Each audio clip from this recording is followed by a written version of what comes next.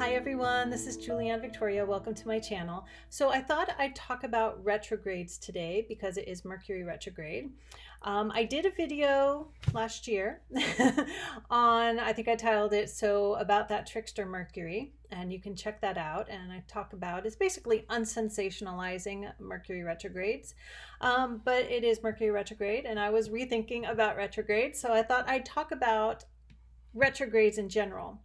So I'm looking at a paper here because I wrote down the time frames that each planet is in retrograde per year, approximately, and I'll get to that. Because it's not an odd or rare event. Recently, we've had Jupiter, Saturn, Uranus, Neptune, and Pluto all retrograde at the same time. Pluto just turned direct with the new moon on the 6th, October 6th. A couple days ago. And though that may seem like a rare event, it's not all that rare because retrogrades happen a lot. So what is a retrograde? So you probably know this, but for those who don't know, when a planet goes retrograde, it does not actually move backwards.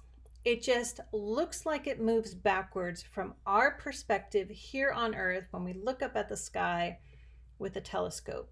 And that's because, you know, the orbits aren't perfectly round, they're elliptical, they don't all line up perfectly, they're not all on the same exact flat plane.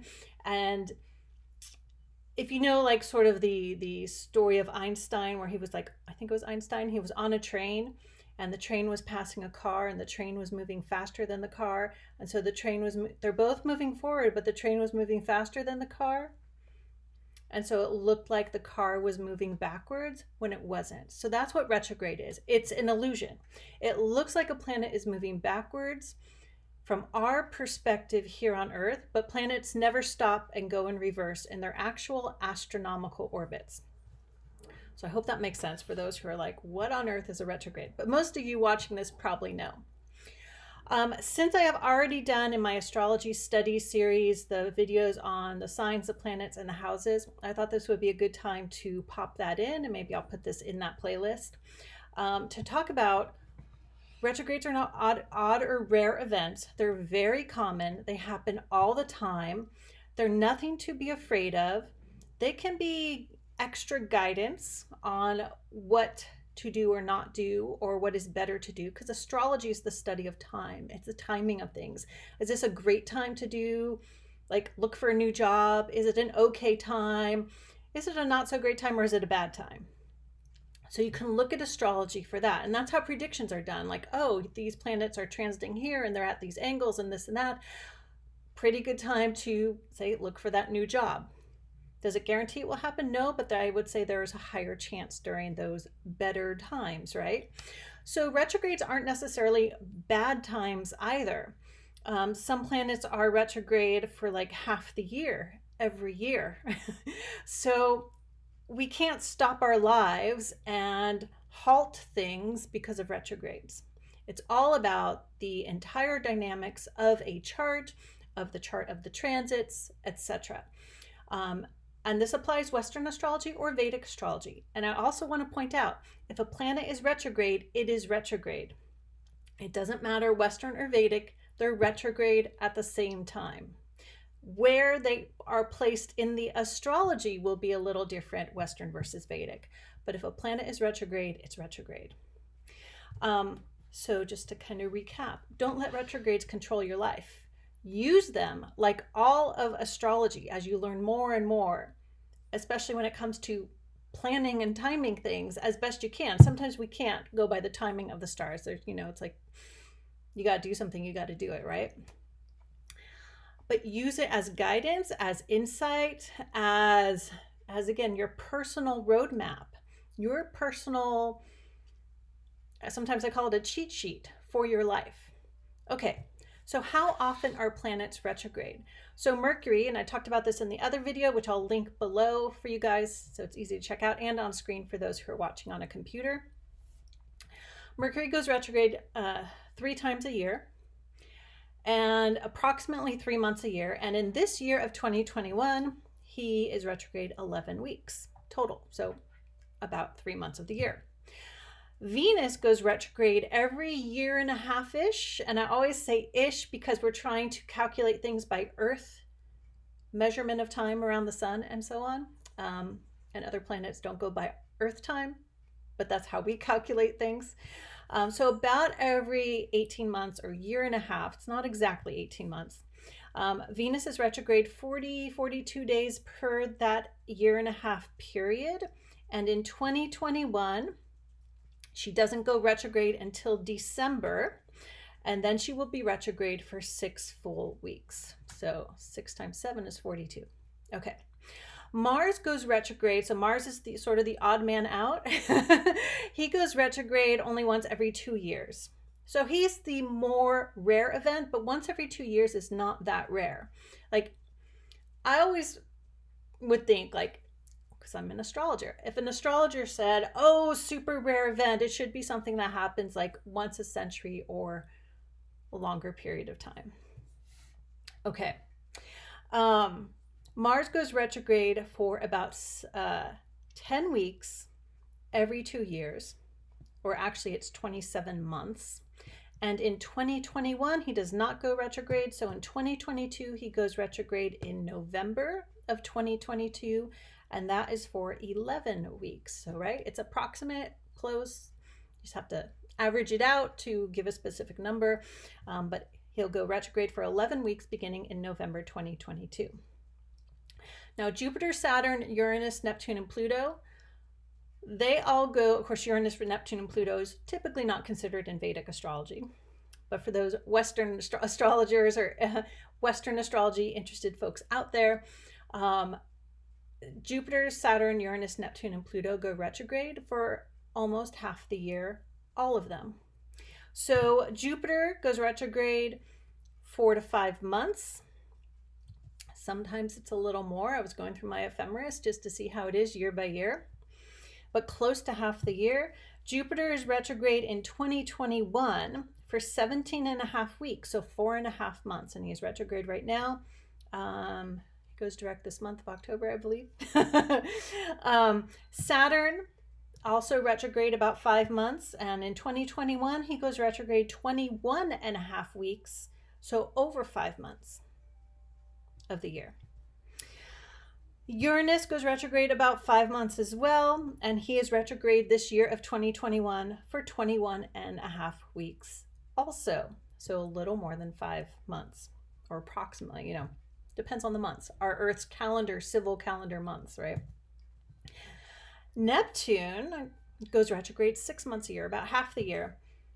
Well, they're all about half the year, but definitely half the year. And he is retrograde this year, 2021, for 23 weeks, so just under 6 months. Pluto also 26 weeks this year of 2021, also half the year, approximately 23 weeks, just about 6 months.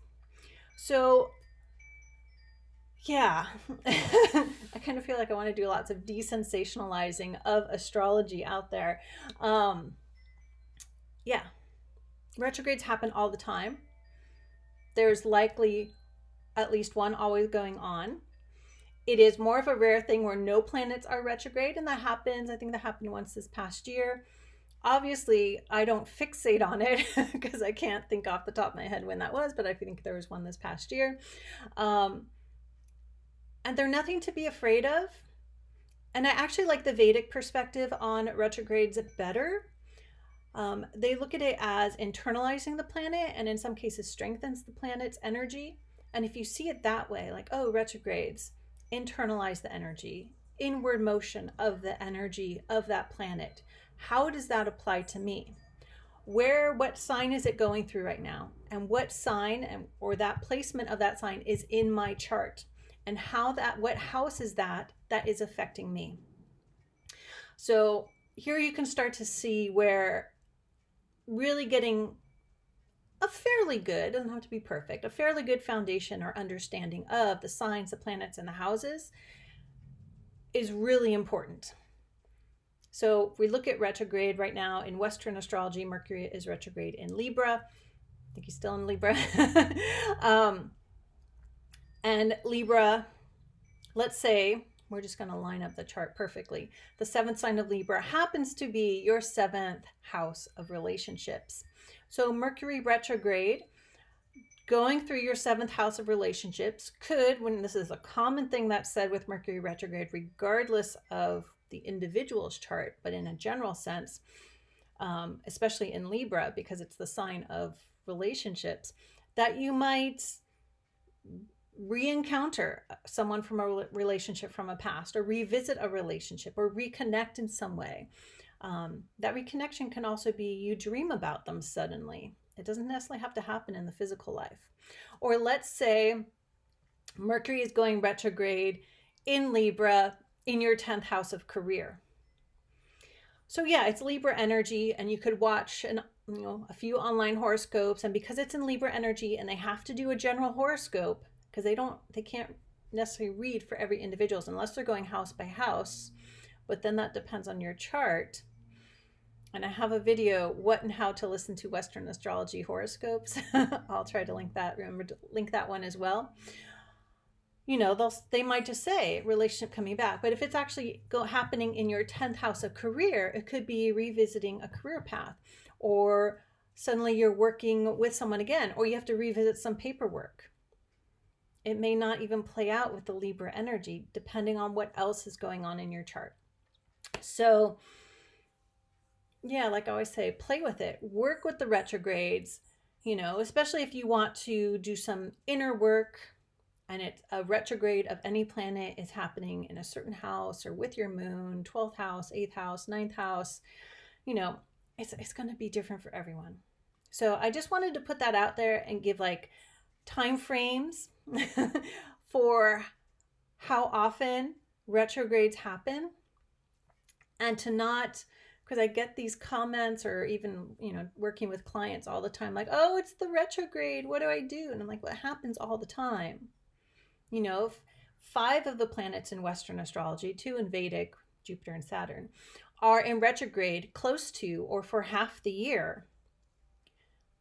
You just go on doing your thing. You just go on doing your thing. You can't stop your life. You can't halt a certain area of life. See what energy flows with it. And if it does mean to slow down in that area of life, you're going to slow down. If it does mean to contemplate on things a bit more, you're going to contemplate on things a bit more. So trust the flow of the energy of the astrology and how it affects you. Okay, that's all I have to say. A pseudo ramble. All right, thank you guys for being here, and I will see you back here soon.